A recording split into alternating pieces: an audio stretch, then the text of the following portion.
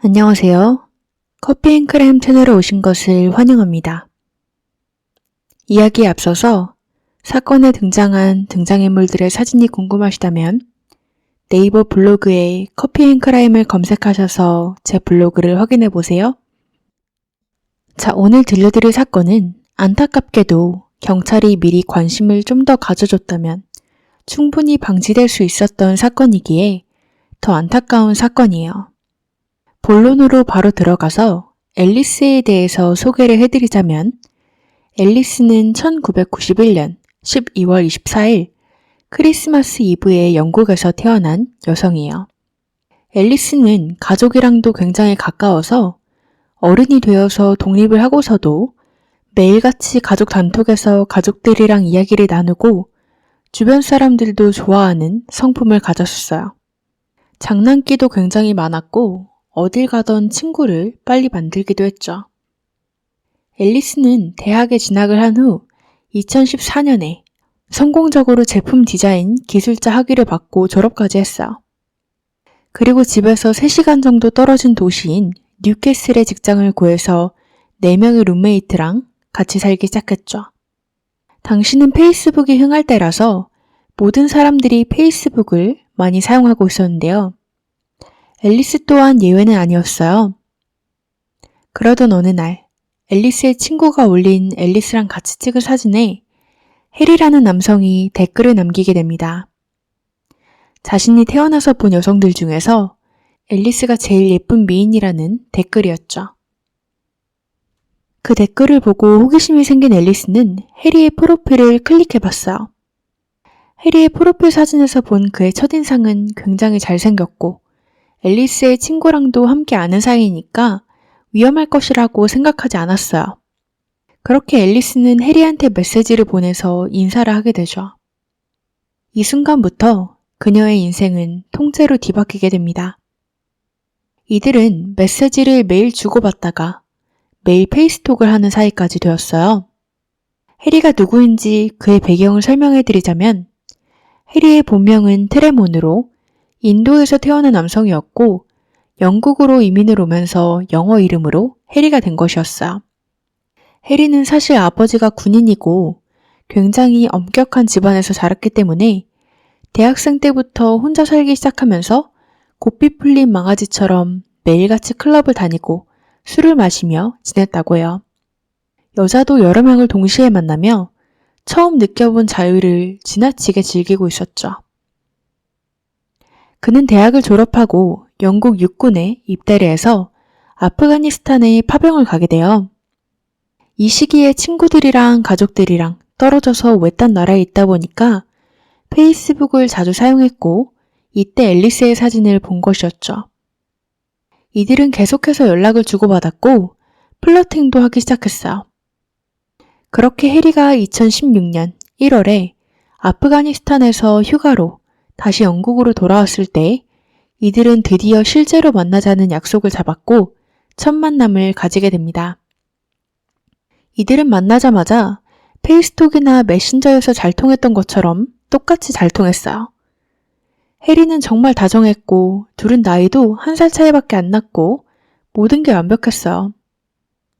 이들은 일주일 동안 뉴캐슬에서 같이 보내고 그 다음 주는 해리가 살던 스코틀랜드로 올라가 그렇게 총 2주를 줄곧 함께 보냈습니다. 그리고 해리는 다시 아프가니스탄으로 돌아가야 됐기 때문에 작별을 고했고 몇 달간 지내며 파병을 마치게 되죠. 해리는 그해 7월에 영국으로 완전히 돌아가게 됐는데 이때 앨리스는 자신의 가족 휴가에도 해리를 초대하고 이들의 사이는 점점 더 가까워지는 것처럼 보였어요. 하지만 앨리스랑 해리가 함께하는 시간이 길어질수록 사람들은 앨리스의 성격이 변하는 것을 눈치채기 시작했어요. 전에 앨리스는 사람들이랑 어울리는 것도 좋아하고 새로운 친구들 사귀는 것도 좋아하고 많은 활동에도 참여하곤 했었는데 해리랑 만나면서 점점 사람들을 만나지 않기 시작했고 예전처럼 장난기도 없고 같이 사는 룸메이트들이랑도 자주 싸우기 시작했어요. 그래서 그 집에서 나와서 회사 동료인 맥신이랑 같이 살게 됐지만 사람들이 말을 할 때도 굉장히 거리감이 있어 보였고 정신이 딴 데 가 있는 모습인 것이 종종 포착되었다고 해요. 그리고 원래도 날씬했지만 살이 급격히 더 많이 빠지기 시작했죠. 예상하셨겠지만 이건 모두 다 해리 때문이었어요. 그는 사실 다정한 사람보다는 그 반대에 가까웠죠. 집착과 소유욕이 굉장히 강했고 성별이 남성인 사람이랑 이야기를 하기만 해도 바람을 핀다며 추궁을 했고 화장을 하는 것과 예쁜 옷을 입으면 바람을 핀다고 추궁을 했습니다. 그래서 앨리스는 더 이상 꾸밀 수도 없었고 사람들도 맘대로 만날 수 없었고 해리의 허락 없이는 밖에 나가는 것도 제한이 걸렸어. 자주 휴대폰 검사도 하며 그녀의 SNS와 메시지 목록을 계속 체크하기도 했죠. 이것 때문에 앨리스는 사람들이랑 거리를 둘 수밖에 없었던 것이었어요. 하지만 방귀 낀 사람이 속낸다고 앨리스를 이렇게 구속하고 의심하는 동안 정작 바람을 피던 건 해리였어요. 자기가 바람을 피니까 상대도 쉽게 바람을 필 것이라고 생각했던 것일까요? 사실 해리는 이걸 딱히 숨기지도 않았어요. 그는 틴더에서도 활발히 활동 중이었고 원나잇도 굉장히 자주 했어요. 그리고 한 여성은 앨리스에게 메시지를 해서 자신이 해리랑 만나서 잤는데 나중에 알고 보니까 여자친구가 있었다고, 당신의 남자친구는 좋은 사람이 아니니까 도망가라고 경고까지 해줬고, 이걸 마지막으로 앨리스는 해리에게 결별을 고하게 돼요. 이것으로 이 둘의 연이 끝났다면 참 좋았을 텐데 해리는 앨리스를 가만히 냅두지 않았습니다. 매일같이 전화를 하고 문자를 하며 앨리스에게 전보다 더 심한 집착을 했고 스토킹을 하면서 괴롭히기 시작했어요. 미안하다고 자신을 받아달라며 빌다가도 그것이 안 통하면 자살을 할 거라고 협박을 하기도 했고 모든 방법을 쓰며 그녀를 괴롭혔죠. 아무리 차단을 해도 소용이 없었어요. 번호를 차단하면 새로운 번호를 만들어서 계속 연락을 했어요. 앨리스는 처음에는 답도 해주고 자신이 해리랑 더 이상 만날 수 없다고 응답을 해줬지만 이게 통하지 않자 앨리스는 아예 무시하기로 결심을 하게 됩니다. 이건 해리를 더 화나게 만들었어요. 이걸로 포기할 남자가 아니었죠. 앨리스가 자신에게 답을 하지 않는다면 앨리스의 친구들과 가족들에게 연락을 하면 됐으니까요. 그렇게 해리는 앨리스의 지인들한테 연락을 해서 앨리스가 얼마나 나쁜 여자인지 말을 했고 앨리스의 엄마한테는 제발 딸 좀 설득해달라고 앨리스 없이는 못 산다며 주변인들을 귀찮게 굴었어요. 주변인들은 해리에게 제발 그만하라고 했지만 해리는 앨리스에게 편지로 언젠가 너를 내 부인으로 만들 거야 라며 소름 끼치는 편지들까지 보내기 시작했고 이건 앨리스를 정신적으로 더 지치게 만들었어요. 그의 집착과 괴롭힘이 멈춰지지 않자 앨리스는 자신의 주변인들을 괴롭히는 것까지 멈추기 위해선 해리랑 다시 사귀는 길밖에 없지 않을까 고민을 하게 됩니다. 사실 이때 해리는 앨리스의 소셜미디어 계정까지 해킹을 해서 앨리스가 어디에서 뭘 하는지, 누구랑 어떤 메시지를 주고받았는지도 다 파악을 하고 있던 상태였어요. 그러다가 어느 날 해리는 앨리스가 마이크라는 남성과 대화를 하기 시작한 걸 발견하게 되는데요. 이 마이크라는 남성 역시 육군 출신이었어요. 그렇게 해리는 마이클에게 바로 메시지를 보내게 됩니다. 해리는 마이클한테 앨리스가 얼마나 나쁜 여자인지를 말을 하며 지금 마이클랑 연락하고 있는 것 같지만 사실 앨리스는 자신을 사랑하고 있다고, 조심하라고, 앨리스랑 가까이에서 좋을 게 없다고 경고 메시지를 보내게 돼요. 하지만 마이크는 이미 앨리스를 통해서 해리가 어떤 사이코인지 다 들었기 때문에 이 메시지를 무시했고 앨리스랑 계속해서 연락하며 이들은 점점 더 가까워졌어요. 해리는 안달이 났고 화가 나서 미칠 것 같았죠. 해리는 그렇게 점점 더 질이 낮은 협박을 하기 시작했어요. 앨리스에게 자신이 찍은 몰카 동영상을 앨리스의 친구, 가족들에게 다 뿌려서 너의 진짜 더러운 면을 보여주겠다고 협박을 하기 시작했죠. 동영상이 진짜 있었는지 유포했는지는 밝혀지지 않았지만 개인적으로 이건 정말 질 낮은 협박 같아요. 그렇게 며칠 후인 9월 30일, 해리는 2시간 반을 운전해서 앨리스의 집으로 찾아가서 벨을 누르기 시작했어요. 앨리스는 찾아오기로 한 사람이 없었는데 누군가 벨을 누르는 걸 보고 당연히 해리겠구나 생각하고 응답하지 않았죠. 하지만 해리는 포기하지 않고 앨리스가 1층에 살았기 때문에 담장을 넘어서 앨리스의 방 창문을 두드리기 시작했어요. 앨리스는 너무 놀라서 창문을 통해서 밖을 봤고 창가에는 꽃과 초콜릿이 든 상자가 놓여 있었고 해리는 앨리스가 상자를 발견한 걸 보고 겁먹지 말라는 뜻으로 물러나고 있었어요. 사실 이날 해리가 앨리스의 집에 오기 전에는 늘 그렇듯 음성 메시지를 계속해서 남겨놨었는데요. 이날 자신이 찾아온 건 앨리스가 자신의 전화에 응답을 하지 않았기 때문에 찾아올 수밖에 없던 거라고 그녀를 탓했고 그가 했던 말 중에 정말 찜찜한 게 하나 있었는데 그것은 네가 전에 나 같은 남자들이 살인을 저지른다고 했지? 기억나. 하지만 나는 너를 죽이지 않을 거야. 그래서 꽃도 가져온 거고 라고 했다고 합니다. 담장까지 넘어서 점점 가까워져 오는 해리에 소름이 돋은 앨리스는 즉시 경찰에 신고를 했어요. 경찰은 변호사를 선임해서 조치를 취하거나 아니면 핀을 해보라고 조언을 해주게 되죠. 이때 이 경찰이 앨리스에게 설명한 핀이라는 것은 해리가 앨리스에게 한 번 더 연락을 하거나 찾아오면 즉시 체포가 될 수 있다고 알려줬는데 사실 이건 잘못된 설명이었어요.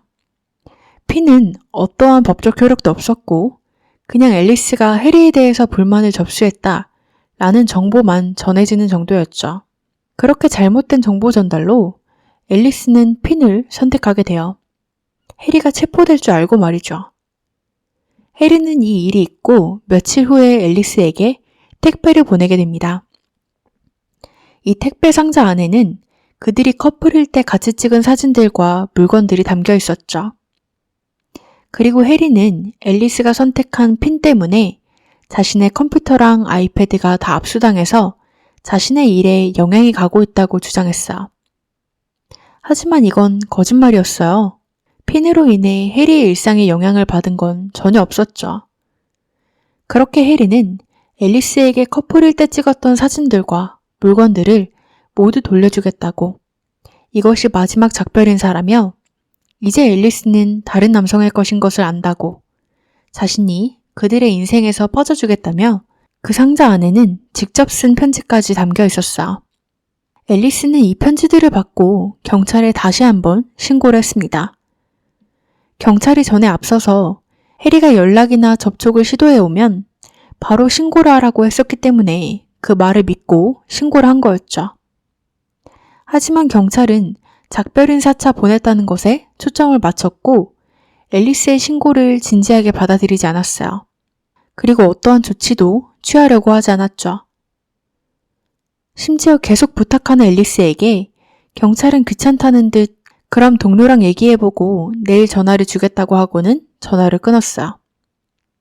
이 통화를 마친 후 앨리스는 엄마한테 전화를 해서 해리가 자신을 칼로 찔러야 경찰이 나설 것 같다고 하소연을 했죠. 다음 날이 밝았습니다. 경찰은 약속한 대로 앨리스에게 다시 전화를 줬고 그들은 앨리스에게 해리를 어떻게 했으면 좋겠냐고 자신들이 체포했으면 좋겠냐고 물어보게 됩니다. 왜 이런 것들을 앨리스에게 질문을 해야 됐을까요?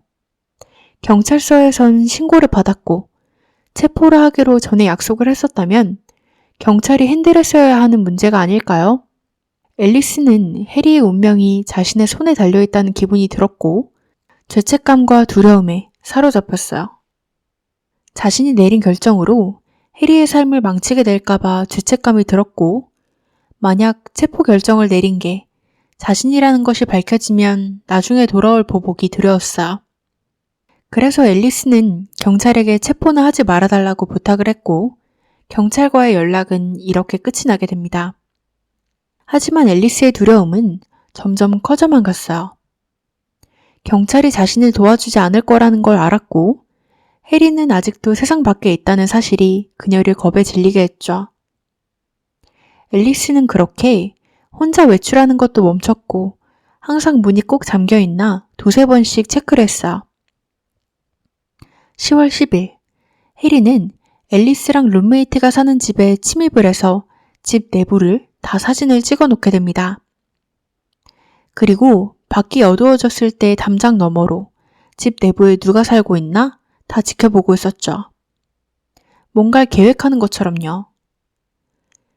앨리스랑 룸메이트는 이 사실을 전혀 모르고 있었어요. 이틀 후인 12일, 이날 룸메이트인 맥시는 밖에 나가 있었고 앨리스는 잡생각이 나지 않게 최대한 바쁘게 지내고 있었어요. 그 주 주말은 남자친구인 마이크가 놀러오기로 했기 때문에 앨리스는 기대를 하고 있었죠. 앨리스는 자신의 방에서 주말에 입을 옷들도 입어보고 계획을 세우고 있었어요. 하지만 이때 밖 마당에는 해리가 서성거리며 열린 창문이 있나 없나 확인을 하고 있었죠. 해리는 그렇게 열린 창문을 찾게 되고 집 안으로 기어 들어오게 됩니다. 해리는 숨죽여서 집 안에 누가 있나 소리로 파악을 하고 있었죠. 그렇게 파악을 한 후에 앨리스가 방에서 나와 화장실로 가는 것을 확인한 해리는 화장실로 그녀를 따라가 바로 공격을 하게 돼요. 해리는 앨리스를 24번이나 찔렀고 그녀를 처참하게 죽였죠. 앨리스의 룸메이트인 맥시는 그날 밤 집으로 돌아오게 되는데 마침 그녀가 집 열쇠를 깜빡했다는 걸 깨달았어요. 집 문을 두드려도 아무 응답이 없자 그녀는 집이 1층이니까 담장을 넘어 앨리스의 창문을 두드리기 시작했죠. 이번에도 답이 없었어요.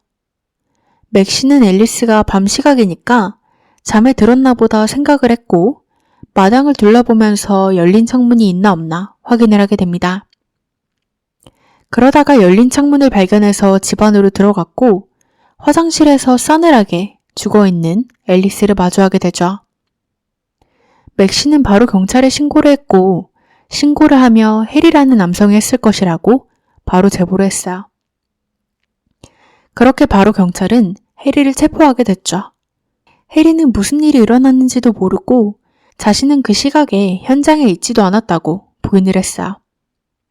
하지만 해리의 휴대폰 기록 조사 결과 사건 시각에 앨리스의 집 근처에 있었던 것이 밝혀졌죠. 그리고 정말 제일 어이가 없었던 점은 앨리스를 죽이려고 집 밖에 차에서 대기를 하던 와중에도 해리는 틴더로 그날 밤 만날 데이트 상대를 구하고 있었다고요. 전 여친을 살해하고 데이트를 갈 계획을 세우다니요. 또 그의 차 바퀴에서 앨리스의 혈흔이 나왔기 때문에 더 이상 발뺌을 할 수가 없었어요. 시간은 흘러 해리의 재판이 열렸습니다. 이번 재판에서도 해리는 무죄를 주장하며 오히려 앨리스를 탓하기 시작했는데요. 자신이 그날 앨리스의 집을 찾아간 건 맞지만 화해 목적으로 찾아간 것이었다. 자신을 먼저 공격한 건 앨리스다 라며 주장을 하기 시작했어요. 그리고 자신은 앨리스의 공격을 막으려고 하다가 앨리스가 실수로 방향을 바꿔서 앨리스 본인을 찌른 것이라고 주장했죠.